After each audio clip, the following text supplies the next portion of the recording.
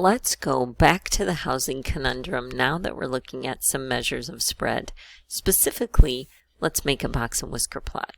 So if you have a graphing calculator, you can find the 5-number summary on your graphing calculator. You do this by entering your data into a list, and if you can't do that or you don't have a graphing calculator, you can do these by hand. So find the minimum, find the maximum, find the median of the upper quartile, and find the median of the lower quartile, and then graph your box and whisker plot. Let's go over the steps of making a box and whisker plot. Step 1, order your data. And remember, when you order your data, you could find the range because you now have your maximum and your minimum. And the range is the maximum minus the minimum. Then find your median. Remember, if there's an odd number of items, it's simple because there's just one middle number. If there's an even number of items, you average the two middle numbers. Find the lower quartile. You want to find the lower quartile, which is the median of the lower half. And finding the upper quartile is the median of the upper half. You might see some differing ways of finding the quartiles, but this is the method we are using, and the method that's taught in elementary schools. You're going to draw 3 large lines to indicate the minimum, the maximum, and the median. Then you draw a box from the lower quartile to the upper quartile and enclose the box. The box and whisker plot shows the 5-number summary from left to right. It's not listed here left to right, but it shows all 5 of those: the minimum, the maximum, the median, the lower, and upper quartiles. Let's try it. Let's go back to our housing conundrum. Remember scenario 1? Our home values in scenario 1 were what you see on the screen. Let's calculate all these values so we can create a box and whisker plot. Try this on your own. So first we'll find the median.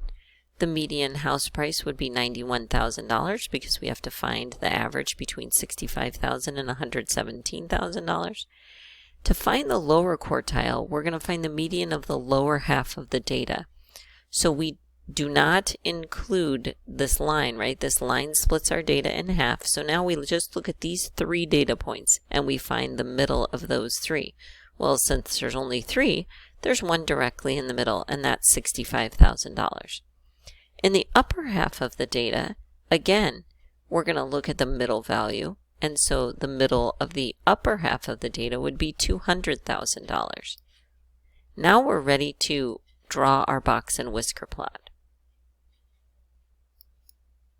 So this line at the end, that's our whiskers, so that's our minimum value, which I believe was $53,000. This Q1 was $65,000. Remember, our median was $91,000. Our Q3 was $200,000. And then notice this line all the way up here because our maximum was $1 million. This would be considered an outlier, and you would have another conversation about what that looks like. But remember, there's still 25% of our data in each one of these sections. So there's 25% of our data here, 25% of our data here, 25% of our data here, and in this tiny little sliver, there's still 25% of our data. So don't be deceived by the size of the box. It still contains 25% of the data. It's just how spread out that data is.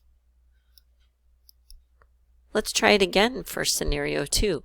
You might be able to think in your mind, oh, this box and whisker plot will look different than the first one because now my data looks different.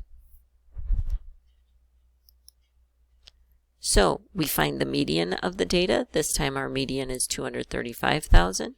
We find the median of the lower half, which would be $215,000, and the median of the upper half, which would be $300,000. Notice this box and whisker plot looks very different than the other one. So there we have our minimum, which I think was $210,000, our Q1, which was, what was our Q1? $215,000. Then our Q2, or our median, was $235,000. Our Q3 was 300,000 and our maximum was 305,000. Again, 25% of our data lies in each one of these sections, but you can see now how a box and whisker plot shows you the spread.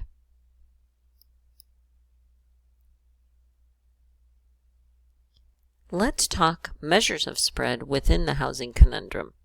Let's find the range and the interquartile range. Remember, the range is the maximum minus the minimum, and the interquartile range is Q3 minus Q1.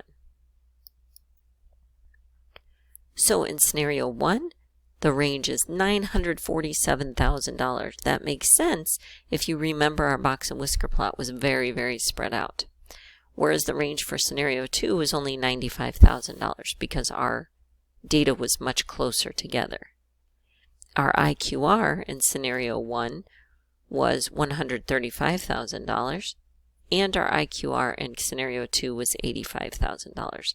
Again, our data was more spread out in scenario 1 than scenario 2, which would make our IQR higher in scenario 1 than scenario 2. But notice that the IQR really eliminates that outlier. So the IQR is a nice measure to look at. So what's meaningful about the IQR? Does it show a certain percentage of the data? And what's the connection with the box and whisker plot? Think about that. Well, the IQR shows you where the middle 50% of the data lies, because it's two quartiles, right? 25% and 25%. That would show you the 50%, and they're in the middle.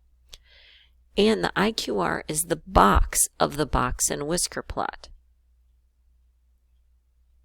I hope this helped you understand some measures of spread in the housing conundrum, and thanks for watching.